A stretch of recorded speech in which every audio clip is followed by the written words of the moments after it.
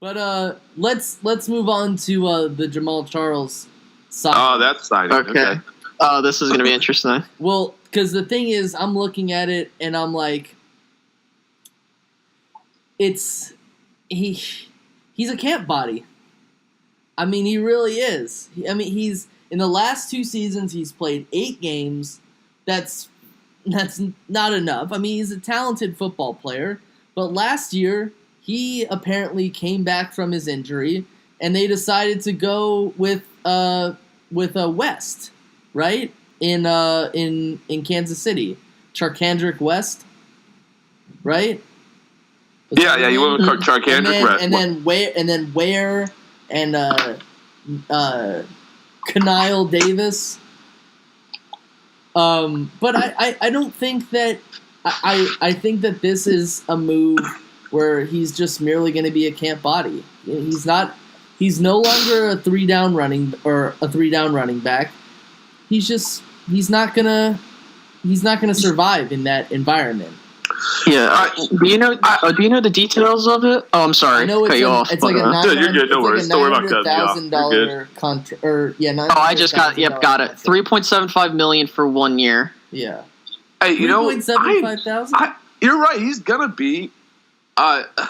This is what they hope for. They have a couple good backs that they have right now, and Denver's always had good backs. They're basically just adding to their arsenal because they know one of them's gonna get hurt. So I mean, if he doesn't start, I forgot who their other running back is, but I picked him up in a fantasy last year, and he did pretty well for me. Was it West? No, for Denver. Oh, Anderson, Booker. I know that they have the 2 of those. C.J. Anderson. He's going to come back from injury. So they're going to have that Booker, C.J. Anderson, and Jamaal Charles in the backfield. That's a stout backfield you got there. And if one of them goes down, you can have someone that comes to fill in, even if it might be for 8 games like he will do. And I think that's what they're going for. It's a 1-year deal. See how it works. They really don't have a quarterback, so they might as well have a good running back situation. Apparently, I heard that Philadelphia was also going after Jamaal Charles, which I'm glad that Denver picked them up and they didn't. But apparently Jamaal Charles said that he didn't want to play for Philly because he doesn't like Carson Wentz. And you're just sitting there and you're like, well, if you don't like Carson Wentz, if you don't think he's a good quarterback, that's your opinion, okay? Anyone can say differently one way or another, but your current quarterback is Trevor Siemian, right? Seaman? Yeah, whatever his name is. And or you have Paxton Lynch, but exactly. Yeah, so really, did you really get much of an upgrade there? No, he just doesn't like him like a person. He doesn't like his personality. I don't blame him. He is a ginger. So I mean, yeah, he doesn't have a soul. No, the thing is that if you're as an Cowboys, sorry to cut you off, but I don't know if you were about to talk, but if as a Cowboys fan, and trying to analyze this objectively with the Jamaal Charles situation, if the Eagles don't need Jamaal Charles, yeah, why would we get him? Because they already have an alright stable of backs. They have did Ryan Matthews walk, or is he still? No, he's still there, but he's recovering. I don't want him back. I mean, if you're getting Jamaal Charles, you're basically getting Ryan Matthews again, injury prone. Yeah. Yeah, so you didn't really need him. Good player. I mean, if Jamaal Charles was younger and he wasn't as injured, yeah. No, go get him.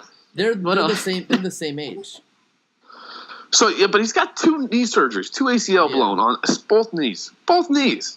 Sorry, I mean, you could do maybe your 1 knee twice, but if you got 2 knees that have gone through ACLs, jeez Louise, man. But hey, if they're gonna pay you to play, you might as well get the money as much as you can, man. The issue I have here is when you're going into a draft like we had here with a lot of good running backs. Denver didn't even draft a running back. No, I don't even think they need a running back. No, they didn't need one even with James. I'm sorry, Jamaal Charles. Yeah. They have Booker line. And they have Anderson. That's pretty stable. Yeah, that's. I'm not saying they're the greatest, but it's something. CJ was putting up some damn good yards until he got hurt. Yeah. He was doing pretty damn well. Oh, absolutely. Mm-hmm. But my thing is, like, I don't understand. It's even more perplexing than the Marshawn Lynch situation.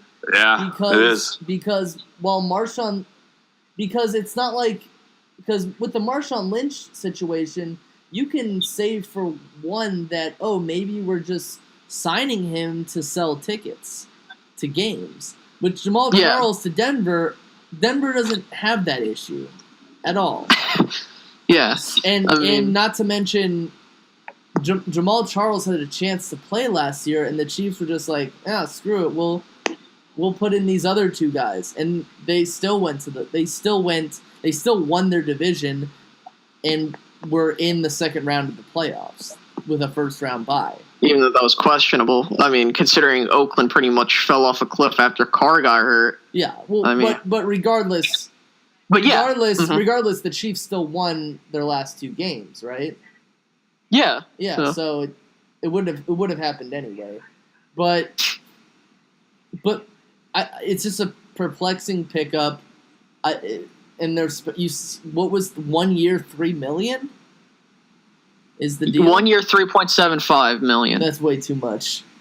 I think that's way too much. For a guy who's not even going to play every down, that's way too much. Absolutely, I agree. But I mean, it's the same thing with the Saints and Adrian Peterson. I don't know why you. I mean,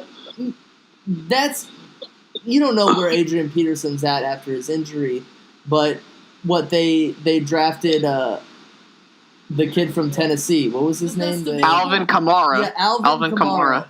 Yeah, they couldn't. He couldn't find out.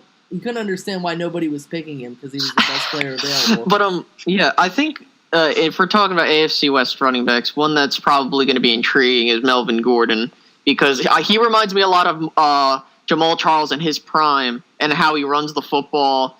He is extremely reminiscent of him.